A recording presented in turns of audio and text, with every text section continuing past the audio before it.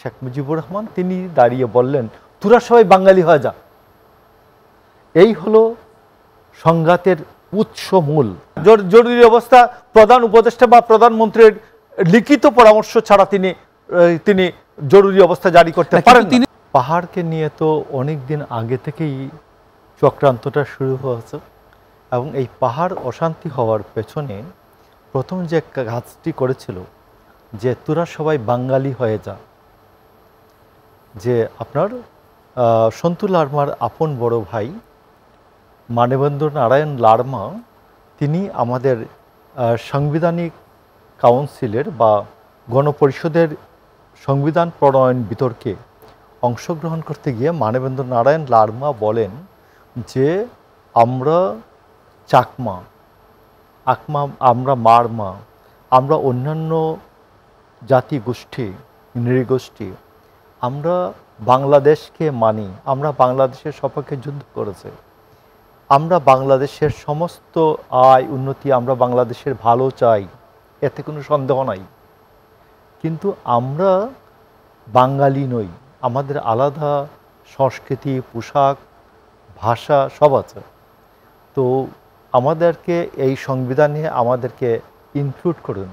আজকে যেমন ধরুন আজকে জুলাই সনদে যেমন সমস্ত ঘটনাকেই সবার বিভিন্ন ঘটনাকে ইনক্লুড করার একটি প্রবণতা আপনি লক্ষ্য করছেন, যারাই ন্যায়সঙ্গতভাবে যা করেছেন তার ন্যায়সঙ্গত উপস্থিতি তিনি রাখতে চান জুলাই সনদে। ঠিক তখন একটি নিউ কনস্টিটিউশন যখন ফর্ম হচ্ছে তখন জাতিসত্তা এদের স্বীকৃতি তারা চাইতেছে। কিন্তু বর্তমানে কি হচ্ছে? আসুন আমি কথাটা শেষ করি, আজকে কেন হলো এটা। তো এই গণপরিষদ বিতর্কে দেখবেন আসিফ নজরুলের বইও আছে, আমরা আরও আগে পড়েছি কনস্টিটিউশনের যে কার্য বিবরণী, এইগুলো পল্টনে ইয়ার সামনে, এই যে কমিউনিস্ট পার্টি অফিসের সামনে পুরান বইয়ের দোকানে এইভাবে ভলিউম পাওয়া যেত নীল কালারের কভারে, এখন পাওয়া যায় না। তো সংবিধান বিতর্কতেও আছে। মানবেন্দ্র নারায়ণ লারমার এই উত্তরে যে সংসদ নেতা শেখ মুজিবুর রহমান তিনি দাঁড়িয়ে বললেন, তোরা সবাই বাঙালি হয়ে যা। এই হলো সংঘাতের উৎস মূল। এবং আপনি দেখবেন যে জিয়াউর রহমান এসে প্রথমেই এই জিনিসটাকে রিজলভ করলেন যে ন্যাশনাল ইউনিটির প্রশ্নে আমরা বাঙালিরা সংখ্যায় বেশি, কিন্তু অন্যান্যরা যারা সংখ্যায় কম, আমাদের জাতিগোষ্ঠী আছে, রাখাইন আছে, চাকমা আছে, মারমা আছে, কুমি আছে, এদের সবার একটা স্বীকৃতি দরকার। এই স্বীকৃতিটার মূল জায়গাটা হচ্ছে বাংলাদেশি জাতীয়তাবাদ। আমরা সবাই বাংলাদেশি, আমাদের শ্রেষ্ঠ অর্জন, 100 বছরের শ্রেষ্ঠ অর্জন বাংলাদেশ, আমাদের জাতীয়তা, আমাদের নাগরিকত্ব সব কিছু আমরা বাংলাদেশি। তো এটার পরেও এটার মধ্যে তখন আমাদের পার্শ্ববর্তী রাষ্ট্র সে তার খেলা নিয়ে সে ঢুকে যায় এবং এইটা এই জন্য ক্রমশ জটিল হতে থাকে। তো এইখানে আমি আপনাকে বলছি আজকে বাংলাদেশে এই যে পাহাড়ে যে উত্তপ্ত ব্যবস্থাটা, এটা হয়তো আরও 2-1 দিন গেলে খোঁজ নিলে পাওয়া যাবে, এটার সাথে অন্যান্যদেরও এখানে হাত আছে।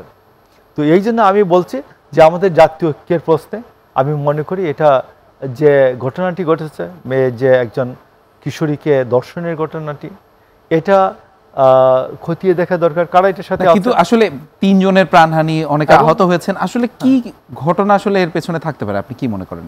এটা আমি আপনাকে বলি, এটা টোটালি আই শুড সে এটা it's a conspiracy against our national unity and integrity. আমাদের জাতীয় ঐক্য এবং জাতীয় সত্তাকে তারা বিঘ্নিত করতে চায় যারা, তারা এই ষড়যন্ত্রটার সাথে আছে। আমি বলবো যে আমরা বাংলাদেশি জাতীয়তাবাদী যারা বিশ্বাস করি, আমরা ন্যাশনাল ইন্টিগ্রিটি, ন্যাশনাল ইউনিটির প্রশ্নে আমরা অবশ্যই আমরা এই ক্ষেত্রে সরকার বা অন্যান্য যে দল মত যারাই এইটাকে ন্যাশনাল ইউনিটি এবং ইন্টিগ্রিটি রক্ষা করতে চান, আমরা তাদের সাথে কণ্ঠ মিলাবো। এবং আমি আপনাকে এটা মনে করিয়ে দিতে চাই, জিয়াউর রহমানের রাজনীতিটার কেন্দ্রটাই বাংলাদেশি জাতীয়তাবাদের মূল কথাটাই ছিল বৃহত্তর জাতীয় ঐক্য। তথ্য উপদেষ্টা মাহফুজ আলম তিনি কিন্তু বলেছেন যে বিএনপি জামায়াত ভাগ বাটোয়ারা করে প্রশাসন দখল করেছে, এই বিষয়টাকে কি বলবেন? বিএনপি জামাত আমি ওনার এটা বক্তব্যটা শুনে আসছি। তো আপনি কি করছেন? আপনি তো প্রশাসনিক যে কমিটি আছে, সালেউদ্দিন চিফ এবং কি নাম রিজওয়ানা, তারপর ফজলুল কবির, এদের মধ্যে উনি মেম্বার সেক্রেটারি, একা কি তার পক্ষে সম্ভব কিনা? আমি বলতেছি উনি পারেন না বলুক, আমাদেরকে শেয়ার করুক, আমাদেরকে জনগণকে বলুক যে মাহফুজ আমি বলছি সচিবকে নামাইতে হবে। যদি বিএনপি জামাত ভাগ বাটোয়ারা করেও একজন মাহফুজ আলম কি সেটি পারবে কিনা প্রতিহত করতে, মানে সম্ভব কিনা? আমি আপনাকে যদি সেটি সত্যি হয়ে থাকে, মাহফুজ যদি এই সকল সচিবের মধ্যে একজন হয়ে কালকে একটি সত্য ন্যায় ন্যায্য কথা বলে, আমি মাহফুজের পক্ষ নিয়ে আমি কথা বলবো। আপনি থাকবেন, অন্যরা কি থাকবে? বাংলাদেশের কেউ না থাকলে আমি বলবো তো এই যে এইরকম বাংলাদেশের আমার মতো লক্ষ লক্ষ মানুষ আছে ন্যায়ের পক্ষে থাকার জন্য, ন্যায্য কথার পক্ষে। বিএনপি থাকবে? বিএনপি থাকবে না কেন? বিএনপি তো বলছে, বারবার বলছে তার অভিযোগ তো বিএনপির দিকেই। স্বৈরাচারের দোসরদেরকে প্রশাসন থেকে নামাইছে। 45টা সচিব আছে, আমি নাম ধরে বলি। এই যে আপনার অর্থ মন্ত্রণালয়ের 4টা সচিব, এই 4টাই কিন্তু প্রশ্ন চলে আসে, আপনারা তো প্রেসিডেন্টকে আসলে নামাতে চান সেই সময়। প্রেসিডেন্টকে নামানো, আমি আপনাকে বলি প্রেসিডেন্টের পজিশন এখন আপনি কি আমাকে রাষ্ট্রের অনেক আমি পলিটিক্যাল সায়েন্স পড়েছি, এরপরে লটা খুব ভালো করে পড়েছে। রাষ্ট্রের অনেকগুলো ভিত্তি আছে। রাষ্ট্রপতি একটা সাক্ষী গোপাল পজিশন, এখানে রাষ্ট্রপতি কোনো এক্সিকিউটিভ পজিশন না। রাষ্ট্রপতি 48(3) অনুযায়ী 2টি কাজ, প্রধান বিচারপতি নিয়োগ আর প্রধানমন্ত্রী নিয়োগ ছাড়া আর কোনো কাজ প্রধানমন্ত্রী মানে প্রধান উপদেষ্টার পরামর্শ ছাড়া করতে পারেন না। তো রাষ্ট্রপতি হচ্ছে একটি সাংবিধানিক প্রতিষ্ঠান। সামরিক বাহিনীর প্রধান পর্যন্ত রাষ্ট্রপতি, এত গুরুত্বপূর্ণ। আপনি সচিব, প্রত্যেকটা সচিব এক একজন এক্সিকিউটিভ, ওকে বদলানো দরকার আগে না। আপনি রাষ্ট্রপতির ভূমিকাকে যতটা হয়তোবা দুর্বল ভাবছেন, আসলে কি এতটা দুর্বল কিনা? তিনি তো জরুরি অবস্থা পর্যন্ত জারি করতে পারেন না। জরুরি অবস্থা প্রধান উপদেষ্টা বা প্রধানমন্ত্রীর লিখিত পরামর্শ ছাড়া তিনি জরুরি অবস্থা জারি করতে পারেন। তিনি তো রাষ্ট্রপ্রধান, তার তো অনেক কিছু করারই এখতিয়ার আছে।